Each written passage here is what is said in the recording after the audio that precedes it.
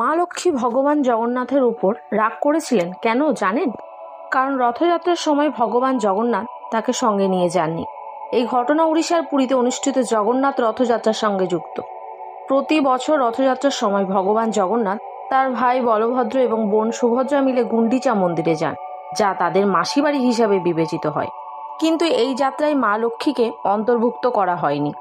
তাই মা লক্ষ্মীর মনে হয়েছিল যে ভগবান জগন্নাথ তাকে উপেক্ষা করেছেন এবং তার অনুমতি ছাড়াই যাত্রায় গেছেন।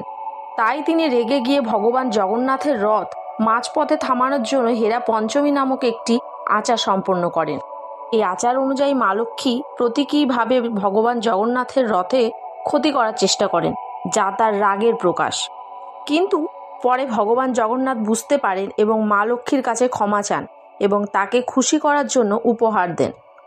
এই ঘটনাটি শুধু স্বামী স্ত্রীর সম্পর্কের মধ্যে ভালোবাসা ও বোঝাপড়া গুরুত্বকে তুলে ধরে না, বরং এটি দেখায় যে অভিমান ও মনোমালিন্যের মধ্যেও সম্পর্ককে মজবুত করার জন্য ক্ষমা ও আন্তরিকতা কতটা প্রয়োজন।